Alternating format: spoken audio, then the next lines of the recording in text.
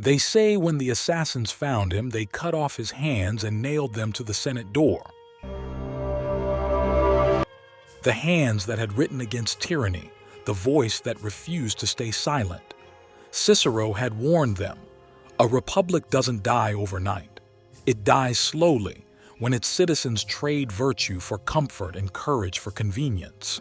A century before Christ, Rome ruled the known world. Its armies were unstoppable, its wealth unmatched, but its soul was eroding. The marble gleamed, but the virtue had faded. Senators shouted about patriotism as they sold favors behind closed doors. Generals bought loyalty with plunder. The common people cheered bread and circus while forgetting the duties of citizenship.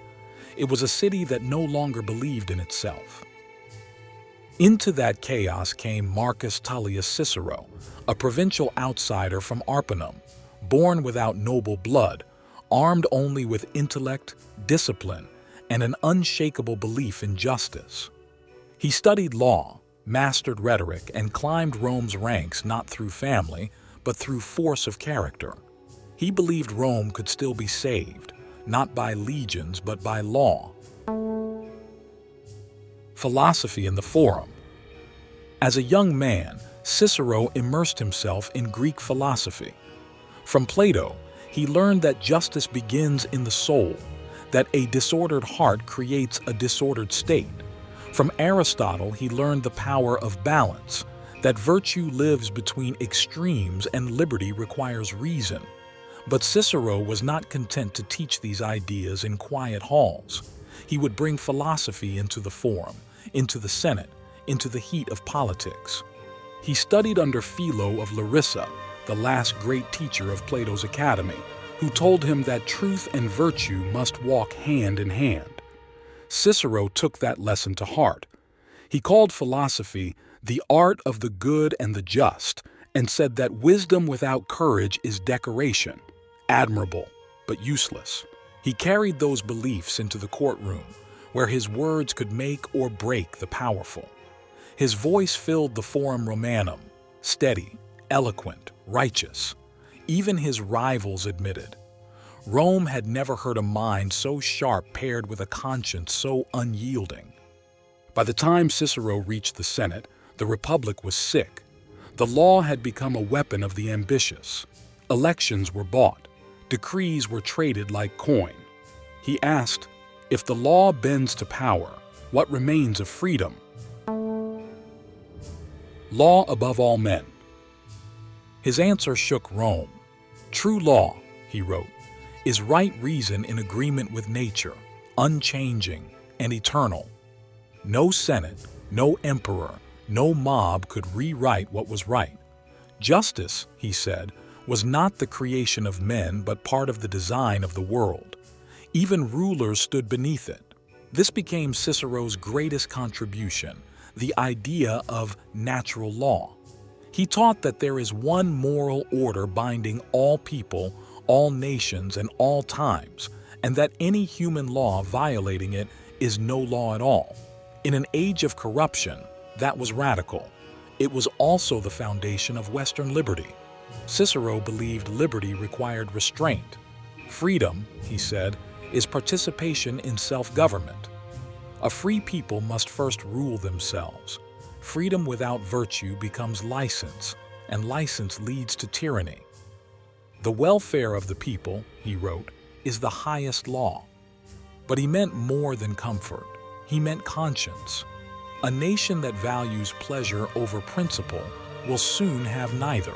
Then came Julius Caesar, brilliant, fearless, adored by soldiers and citizens alike. Cicero respected Caesar's mind but feared his ambition. He once called him a man born for greatness and for ruin. Caesar promised order after years of chaos, and the people, weary of liberty's burdens, welcomed his chains. Cicero warned that even a benevolent dictator was still a master. A republic that crowns a savior has already surrendered. He told the Senate that no man, no matter how gifted, may stand above the law. His speeches earned the praise of history and the hatred of the powerful. The legacy of a voice. When Caesar fell to the daggers of his own allies, Cicero did not rejoice. He knew the Republic was already too weak to heal. Its citizens had learned to trade duty for entertainment, freedom for comfort. Rome no longer feared tyranny, it desired it. In the chaos that followed, Cicero stood once more before the Senate. He denounced Mark Antony as a new Caesar in waiting. "I love the Republic," he said, "and I will defend it with my life." And he did. Antony sent soldiers to silence him. When they found him, Cicero did not flee. He uncovered his throat and said, "Strike, soldier, if you must, but strike properly." His death ended the Republic's last voice of conscience. The empire rose from its ashes, but ideas cannot be executed. Cicero's words outlived the men who killed him. Monks copied them by candlelight through the Dark Ages. Scholars in the Renaissance rediscovered him. Aquinas shaped theology from his vision of natural law. John Locke built his theory of rights upon it. Jefferson read Cicero before drafting the Declaration of Independence. His conviction that law rules rulers became the cornerstone of free government. Every republic since has faced the same question Cicero asked: will truth restrain power, or will power silence truth? Rome chose the latter. But Cicero's legacy teaches that character is the armor of freedom and virtue the only wall tyranny cannot cross. Cicero's story is not just Rome's. It is the story of every people who must decide whether comfort is worth the cost of conscience. He lost his life defending the belief that law must rule men, not men the law, and that belief built the modern world. The empire silenced his voice, but not the truth that outlived it. The fight for liberty never ends. It only changes hands.